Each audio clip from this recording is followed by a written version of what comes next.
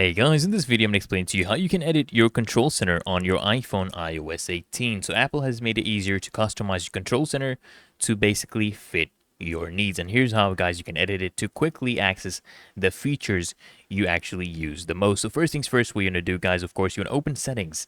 So start by opening the settings app on your iPhone.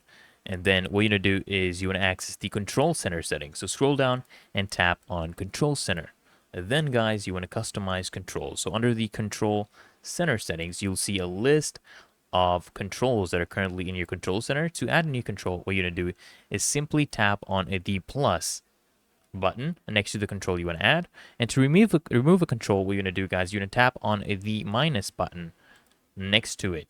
And of course, guys, you can also rearrange controls. So to change the order of the controls, just tap and hold the three horizontal lines next to the control. So drag it up or down to your preferred position and just release it when it's in the desired spot.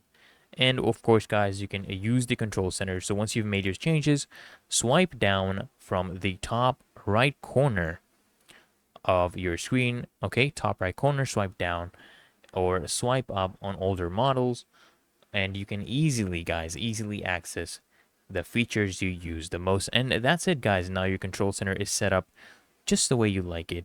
So I hope this video was of assistance to you. If it was, guys, consider smashing the like button as well as subscribing to frequently asked questions, and I'll see you in the next one.